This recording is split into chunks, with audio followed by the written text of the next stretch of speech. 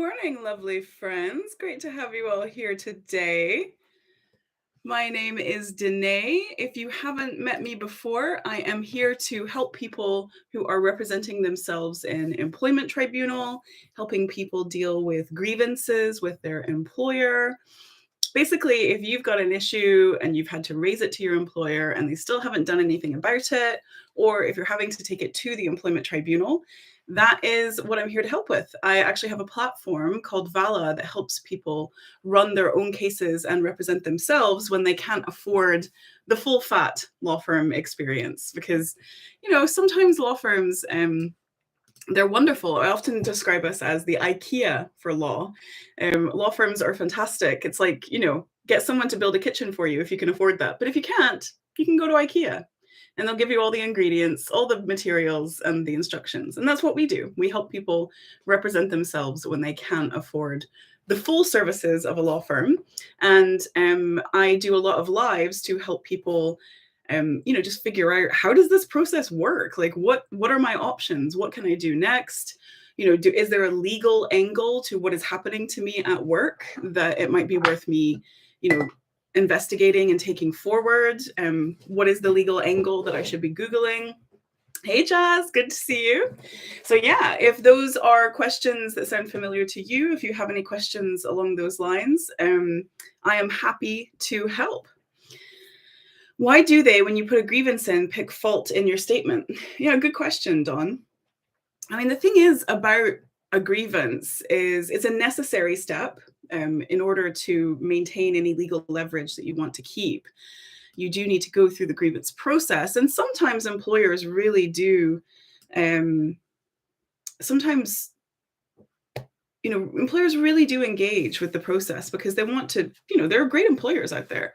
But often, they're having to be both the judge and the defendant in their own grievance.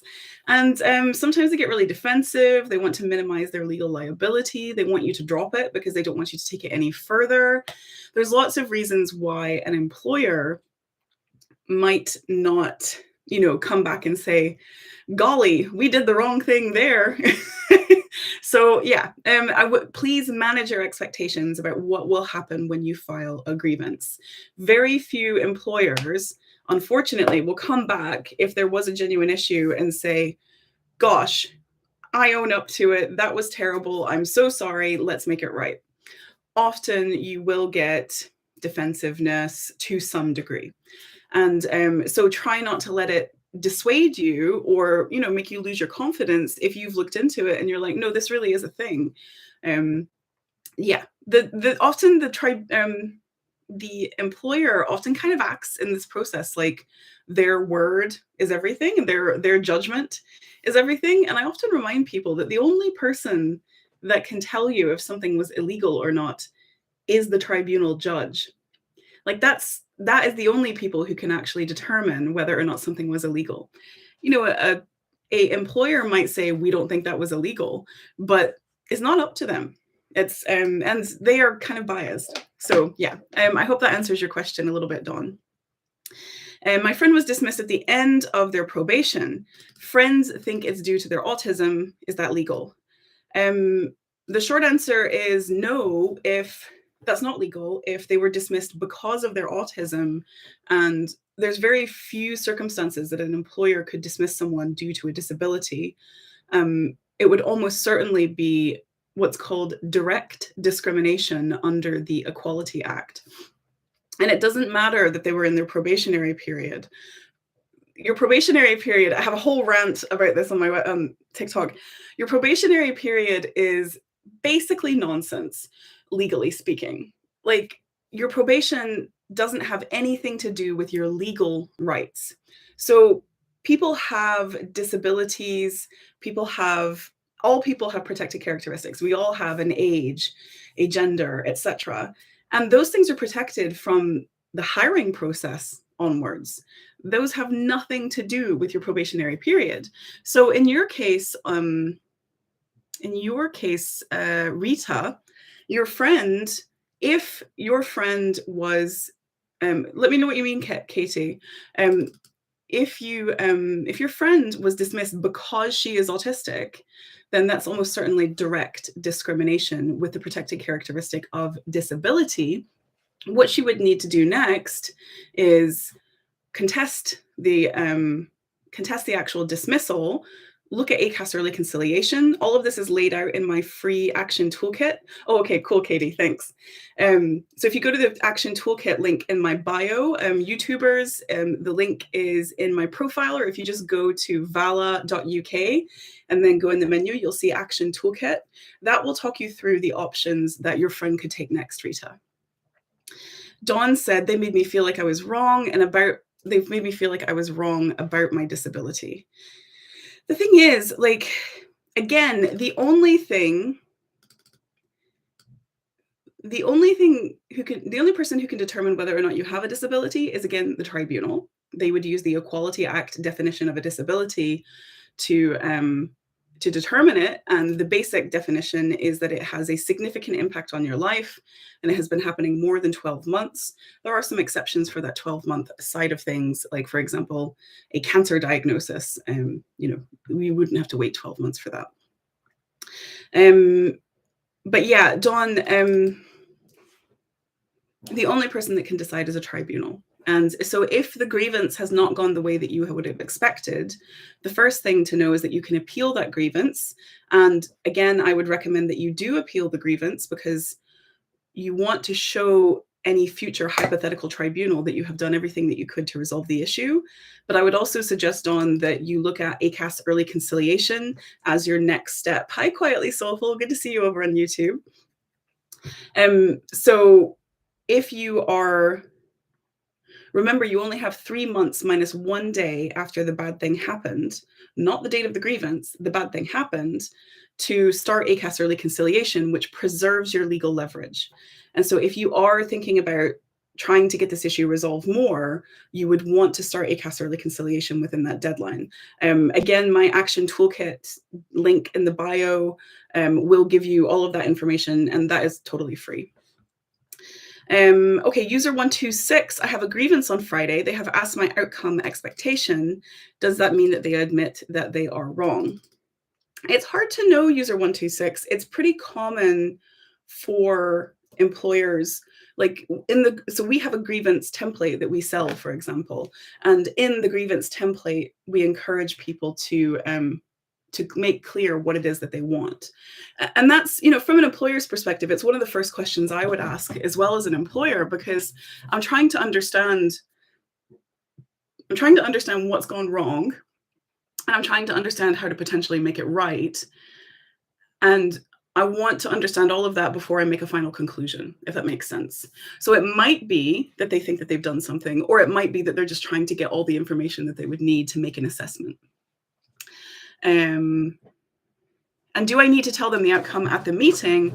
I want to discuss at early conciliation.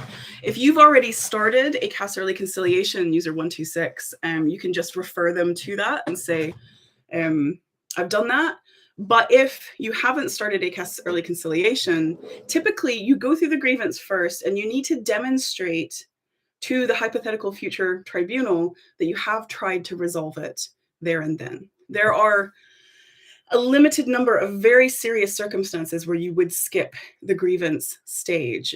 So for example, if there was some kind of assault that happened, you might want to go straight there or something along those lines. But in most cases, you would want to do the grievance stage first.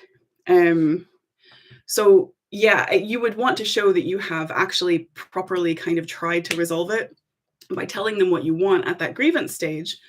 The only thing is, if you're looking for a financial settlement, then you could say, I'm happy to discuss what I'm looking for here is compensation. I would like to discuss that as part of a protected conversation. We could either use the without prejudice conversation, or we could use ACAS early conciliation.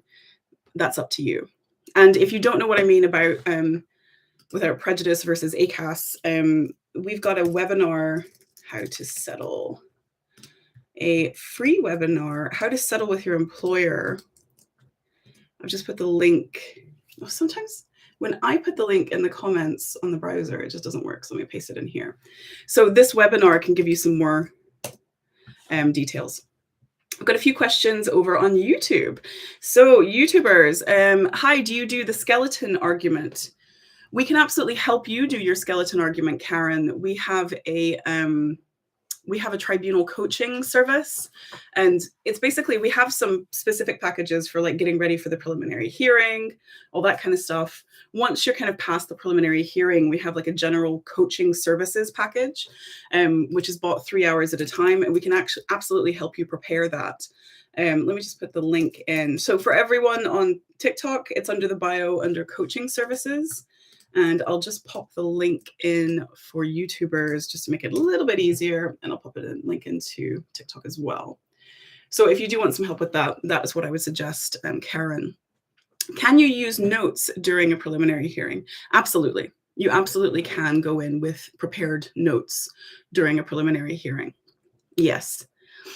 What would the rules be regarding having saved emails from your work email to your personal and then using them in the documents bundle? They are related to the case but contain sensitive info. Great question, Suli. It's very normal, and you would expect to see those in the bundle. You could redact the information that is sensitive. You can redact the information that is sensitive and say this isn't related to the tribunal, or this isn't related to the case, and I'm trying to maintain confidentiality here. It's normal to do that.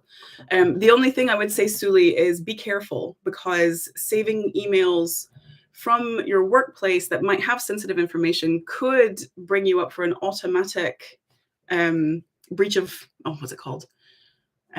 Gross misconduct dismissal. So if you're still working at that company, don't disclose to them that you've done that yet until you absolutely have to, because they could dismiss you under gross dismissal for breaching confidentiality. So just be careful about that. But otherwise, people do save down the emails to their personal addresses all the time. It's just, I think we have a piece on our website about evidence, and we talk a little bit more in the guide section. We talk a little bit more about the potential for gross dismissal, gross misconduct, and just being mindful of that. Okay, more questions over on TikTok. Hey, the global head of HR contacted me and we had a meeting. She asked what I wanted and I didn't know what to say. Okay, that makes sense, Masala. I haven't forgotten the rest of you. Don't worry, I'll come back to those questions. So Masala, that's again for everybody who's saying, I don't know what to say. It's very normal for HR or for your employer to say, what do you want? And it is hard, if you've never done this before, it's hard to know what to ask for. And, it could be anything from an apology to that toxic or harassing manager to be dismissed, or a disciplinary to be happening on them, or them to be moved to a different department. Or it could be something along the lines of, you'd like compensation, or compensation plus an exit and a good reference. And if you're looking to price the actual compensation that you're looking for, what I would suggest, Masala, is for people who are in that stage, we have a product called the Merits Assessment Service. So if you go to the link in my bio, it says Merits Assessment. Click on that one, and we actually help you understand how strong your case would be and how much you might want to consider settling for. And how much your case could win if it did go to tribunal. So if you're looking for a financial, here is what I want, that is a good product to use, the Merits Assessment Service. And I'll just quickly grab it for all of you who are on various platforms and pop that link in. That can definitely help you. We have, so we give you a report and then you can talk it through with our coach as well. So there's a call element to it as well. Okay, let's keep talking. So I missed a few questions there. Let me just go back. Okay, user 126, I was dismissed as they said there was no work for me. Within 2 weeks, I was replaced by a younger white male, and they have recruited 5 people after my dismissal. Yeah. Okay, so it sounds to me, okay, great. So user 126, because you have already been dismissed, it sounds like your grievance is appealing the dismissal. I would definitely, in terms of what you want, I would definitely say, what you want in terms of compensation. And I would definitely say, for example, if you want compensation, you could say, I'm looking for compensation and I'm happy to have a protected conversation about it. They'll know what that means. That means either without prejudice or it means ACAS early conciliation. Make sure that you're within your timelines for ACAS early conciliation. It sounds like you're already aware of that. But then the same advice for you as Masala, if you're looking to price how much you want, that's what that merits assessment service is for. I hope that helps. Um, let's see. Shorty, she didn't feel safe in working. Oh, wait, hold on. A friend quit her job and discussed her particulars face to face with her employer. Yeah, where she said she didn't feel safe in working environment. They were intent on her saying no. She wouldn't do 1 month. I was notice, even though she described harassment and indirect discrimination. They probably will try to say she's in breach of her contract, not working her last month. Okay, so first question, Shorty, has she worked at the company for over 2 years? Should she raise a grievance? Almost certainly yes. If she wants to keep the process going and have something done about it, then the grievance would be the next stage. It sounds like, let me just piece this together quickly. So your friend didn't feel safe there because she was being harassed and discriminated against, and so she quit. She's worried that they're going to say it's a breach of contract and not pay her notice, perhaps. And no, it's been 3 months. Okay. So in her stage at this point, if she quit because of the thing that happened, did she complain about the thing that had happened beforehand using a grievance? So did she say, this is happening to me, even informally, did she raise the issues before she quit and try and get it resolved? Okay, whilst I'm waiting for that answer, I'll keep going. Love your TikToks, really helpful and informative. Oh, that's so lovely. Thank you, Luke. Jazz, hey, I have a question, but not wanting to share on here. Perfectly understandable. Where is best to ask? Email us, Jazz, hello@vala.uk, and the team will pick it up. The lovely team will pick it up. And we'll come back to you. So yeah, any sensitive question you've got, just drop us there. We take, as you would imagine, we take all of the information coming into us very seriously. We handle all information very sensitively. Okay, user, I've been unfairly dismissed. What do I do now? Good question, user. Luckily, I wrote an entire document for you. It's here in the link in TikTok. It's called Free Action Toolkit. And it basically says, here's what to do when things go wrong at work. So yeah, I would highly suggest that you go download that, start there, and then come back to these lives and I can answer some more questions there. And for the people on YouTube, that link is in my bio, or you can go to the website vala.uk and you'll find the link to the action toolkit in the menu. Okay, more questions. Okay, let's look on YouTube. Greetings, folks. I have ACAS certificate number. I was cast out of ASDA about 18 months ago. I never knew about ACAS, and so I went down the GDPR route. I shall be looking to fill in an ET1 form. Will I have any chance to proceed to court? Good question. So good question, David.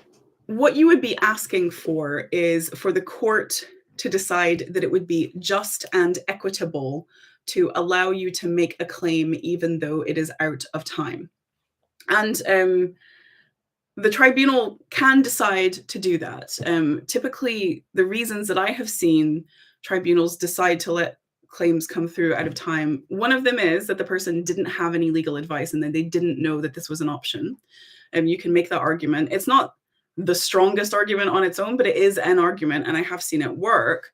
But then there's also things like, there was, sicknesses, the emotional, if you've been treated so badly that you were properly unwell afterwards, then that is taken into account.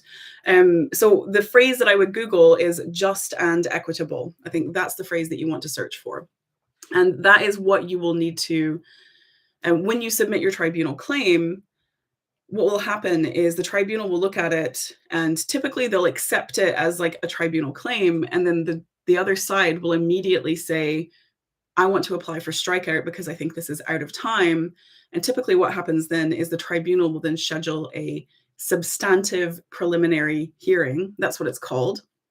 And they will then ask you to make the argument that the claim should carry on even though it is out of time. And that's where you would put together your argument for it to be just and equitable for them to allow you to make the claim. I hope that answers your question, David. Let's see. Okay. Hey, Luke. Good to see you. Right. So let me. Are you allowed to discuss evidence in the employment tribunal regarding people that are in attendance? Yes, absolutely. So you would you can talk about other people. You can talk about other people in your ET1, you can talk about other people in your bundle, and you can talk about other people in the actual thing. You should try and call witnesses where you can, where that person, it would be material. But say, for example, you're using a comparator for a direct discrimination claim. That comparator doesn't need to be in the room. So for example, looks like, I can't remember who said, yeah, so user 126, they've recruited 5 people and they recruited a one guy after me. That person doesn't need to be in the room to be talked about. User 126, would I have to prove injury to feeling?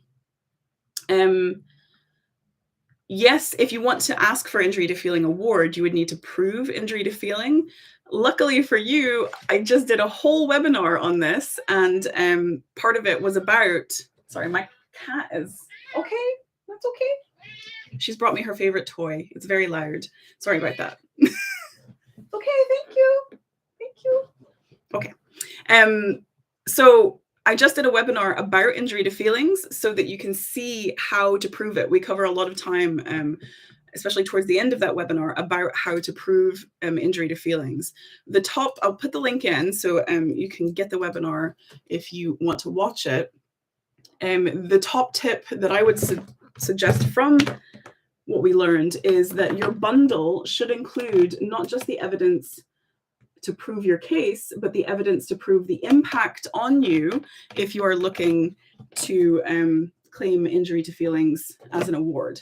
Sorry, my cat has joined the party. Like, it's disruption town all over here. Like we're just going to work around it. Okay, great. David says, that was beautiful and encouraging. I have plenty of ammo. I'm pleased to hear that, David. I'm so glad that helps. Okay, great. We're just working around the cat.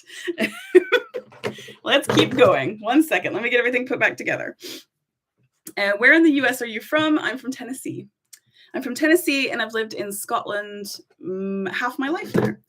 The respondent are saying the judge shouldn't allow the claim to go ahead against all respondents. Not sure why.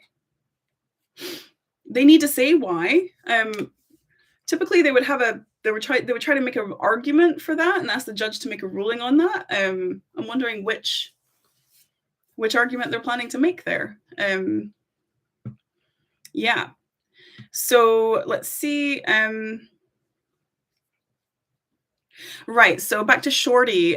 She complained verbally and pointed out the instances as a point of reference. She's worried they may try to be vindictive as she's not returning to work and not doing the last month notice, etc. So if they are vindictive after she even verbally complained about potential discrimination at work, that is illegal. That's called victimization. So if she was sacked, no, she left. So if she was treated badly, that's called a detriment after what is called a protected act. And the protected act is when you complain about discrimination at work. I actually did a video about victimization just a few videos ago, where I kind of act out how victimization could work. So it's worth your friend knowing about that. Let's see. Right. So Kat, respondents are saying that the judge shouldn't allow the claim to go ahead against all respondents. And they say it's because I haven't made allegations against all of them under the Equality Act. They are all relevant to the series of events that happened. Okay, so Kat, if are the only claims that you are making under the Equality Act? So you know how you list out your claims in your ET1? Are those claims relevant only to the Equality Act is basically the question. You're very welcome, Shorty. And your friend, I would really highly recommend your friend at this stage, first to download the free action toolkit on our website. Free will give her lots of information. And second, if she wants to take it forward, that merits assessment service is exactly for her at this stage and could help her figure out, is this worth taking forward? How much might it be worth? Should I just draw a line under this? Like all that kind of stuff. That's what that service is for. And you do get to talk to someone as part of it. Right. I don't know which Vento I can claim for. User 126, get the webinar. That's exactly what we talk through in the webinar.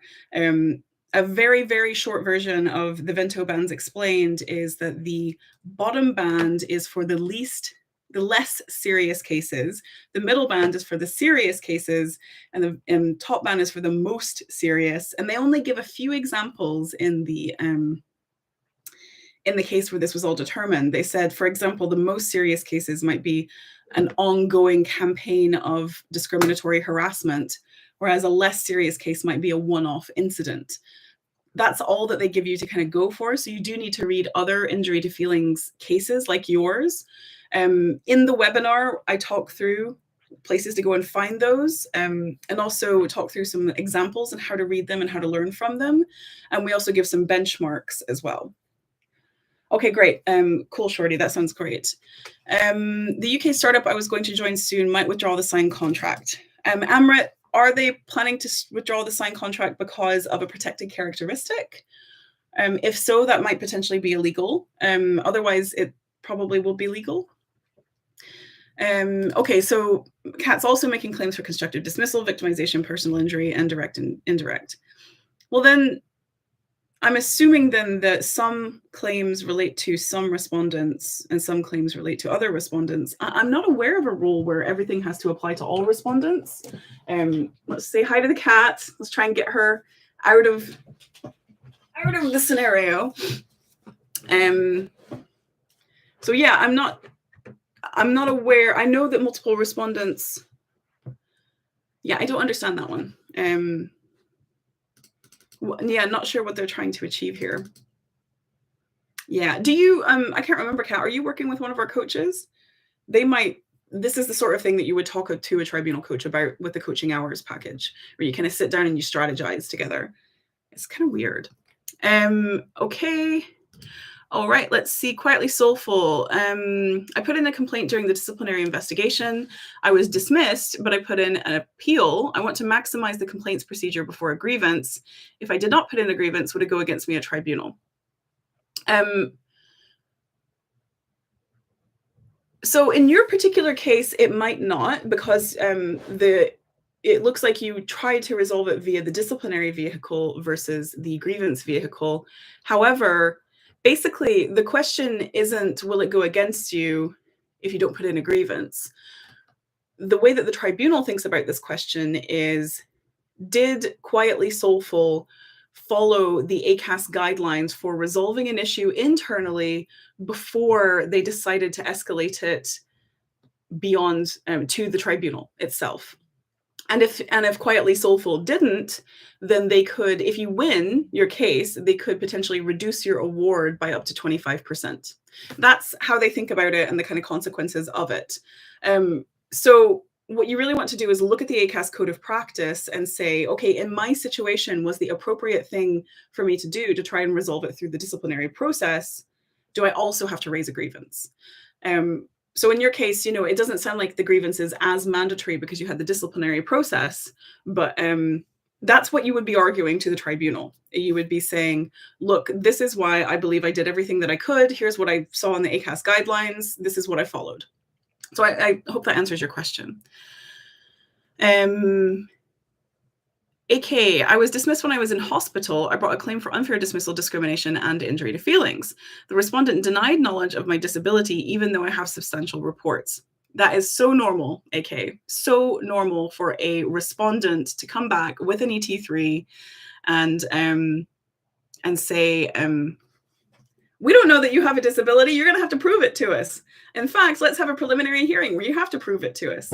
It's a tactic. They do it all the time Typically, you're able to prove it. The definition of a disability under the Equality Act is pretty wide. So typically, you just have to go through it and prove it. But it is very common for them to pretend like they just suddenly lost all memory of your disability. I hope that answers your question. Good. I'm glad that helped. Quietly Soulful. Let's go back to TikTok. Any questions here? So looks like. So for those of you who haven't met me before, my name is Danae, and I help people represent themselves in employment tribunal. I've built a whole platform with my team to help you represent yourself because, not everybody can afford to hire a law firm to take care of these things for them. Wouldn't it be nice? And in fact, about 30% roughly of cases are self-represented in the employment tribunal. And there's been a big increase in that over the past 5 years or so. I mean, I can't imagine why. Everything is just so much cheaper these days. So yeah, that's what our platform helps people do. We help people handle the case themselves, get as far as they can. We have coaching and other services that can help you kind of understand, talk to some people, but not have to go through the full law firm route. Are you looking to go into the landlord-tenant side of things? Yes, I am, JW. It's not for this year. But I very much want to get into the tenancy side of things next. And general small claims, I think there's a lot of most other issues that happen to regular people get covered through one of the county court processes, including a lot of tenancy stuff. So we're looking at county court, then the small claims tracks, the different tracks within that as potential next steps. So if there's anything in here who's like, wow, I'm an expert in that, I'd love to talk to you, please do message me. I'd love to talk to you. Hello, I had a colleague that had to be investigated due to behavior. She is now off sick. AK, your video helped me so much, including that video about the strikeout. I did the same to respondent and it worked magic. Oh my God. Huge well done, AK. Love hearts. Love hearts for AK. That's so exciting. I'm so pleased for you. Yeah, this is the thing. Often a lot of what I'm doing is I'm just telling you what the rule book is so that you can then use the rule book as it's meant to be used, rather than often what is happening is the other side is using the rule book, but kind of not for what it was intended to do. Applications to strike out or things like that are only meant to be used when the other side has no reasonable prospect of success or they're really not engaging. But yeah, that somehow we miss those and people don't even know that they can use them for real situations. I think I missed a question. Oh, there it is again. It just popped up again. Luke, if the employer doesn't respond to the ET1 initial letter, what happens? Thank you for asking that again, Luke. You can apply for an application for a Rule 21 judgment, Luke. So if the employer does not respond to your claim, then you can ask the judge to make a Rule 21 judgment. Now, where is that Rule 21, right? What rule? It's part of the Employment Tribunal Rules of Procedure. If you Google that, the date is 2013. That's the right one. If you Google that, you will see Rule 21 is if the respondent does not reply, you can ask the judge to find in your favor instead. And you'll notice in the Employment Tribunal Decisions website that there are Rule 21 judgments. That's what that is. If you do want to make an application for a Rule 21 judgment, we do have a template that you can use. Just go to the link in my bio or to the website and click on the templates link and you'll see the Rule 21 one. And you can pay a little bit extra to get someone to check it over for you. Right, so let's see what Nina's saying. I have a colleague that had to be investigated due to behavior. She is now off sick, but is taking holiday now and then is going to go off sick again. It's causing a lot of issues in the workplace with the rota constantly changing. I'm now feeling stressed due to this, as well as the coworkers. That sounds really stressful, Nina. I'm not seeing a legal element or a legal angle to it at the moment. A lot of what I do in these TikToks is try to help people identify the legal angles that could be there. So yeah, I'm not seeing a legal angle to that one yet. AK over on YouTube is saying, "Too right, that rule book, I downloaded it and I read it, and my God, I used it as torpedoes." Massive thank you. So there you go. That is, I'm so pleased to hear that, AK. More love hearts for you. What is the rule book? So the rule book is if you search for Employment Tribunal Rules of Procedure, rules of procedure, and the date will say 2013. That's what you want to find and read. That is the rule book for Employment Tribunal. And if you want to throw the book at them, then that's the book that you throw. User 156, is self-diagnosis of a disability enough, backed by professionals, doctor, and organization? Good question, user 156. We started working on this, looking into this a little bit more, because I'm getting this question a lot, especially when it comes to self-diagnosis of some neurodivergencies, because the waiting lists are just so ridiculously long.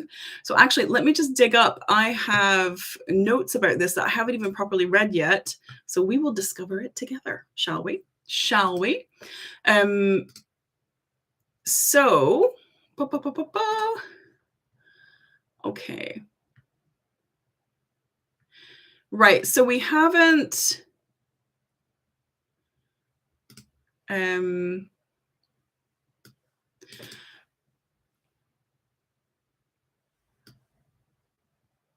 right, okay, so you can, basically what you would do is, if you don't have a diagnosis, you would rely on what is called a disability impact statement. So the impact statement is basically, so the Equality Act doesn't say you have a disability if if you have a diagnosis from a doctor. It doesn't say that. It says you have a disability if the something has created a strong impact on your life, or a substantial impact on your life negatively, and it has been going on for more than 12 months. That's the basic definition. You can look it up in the Equality Act. So often when people need to prove that they have a disability, the tribunal will ask them to create a disability impact statement, and also to bring any medical evidence that they have. So you might not have the official diagnosis and can say, look, I've been waiting for 3 years for this, or, the waiting list is 3 years long, or something like that. But you can still write a disability impact statement.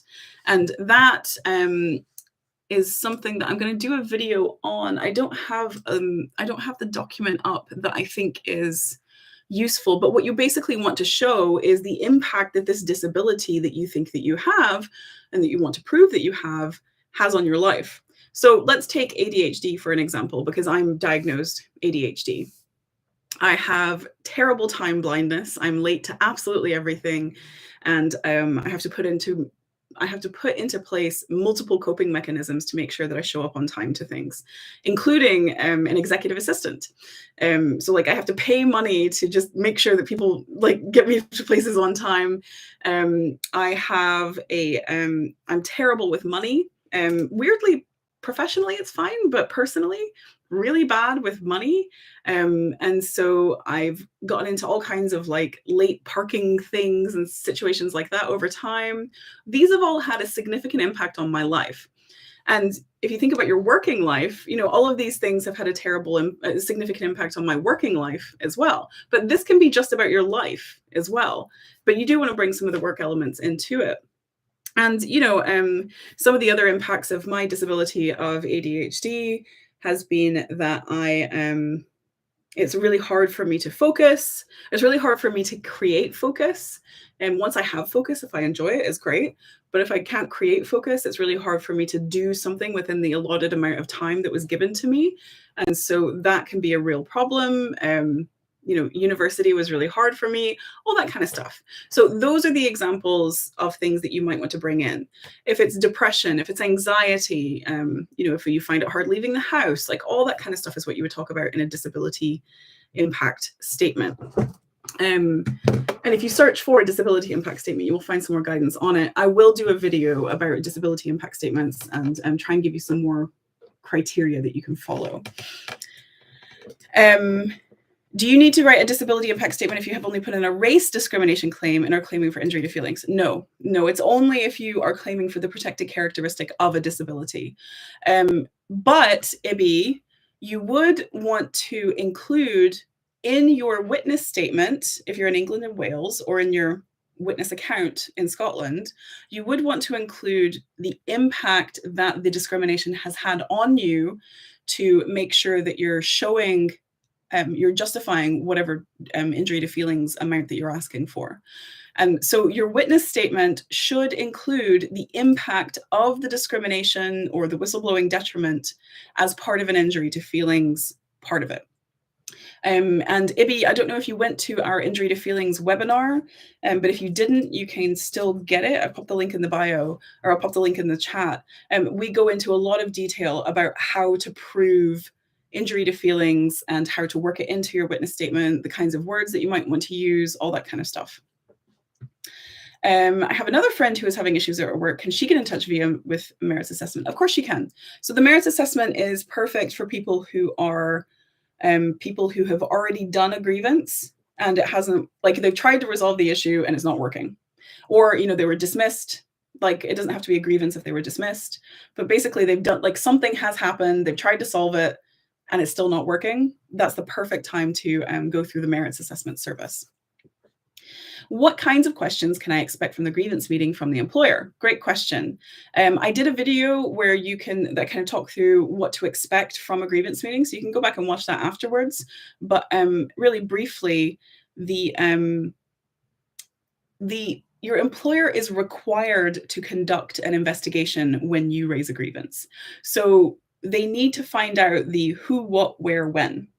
And so if you can go into that meeting with a timeline of the who, what, where, when, then you will be in a much better position for that grievance meeting. And it will feel a little bit like an interrogation, but it's because they need to collect information to conduct their investigation. So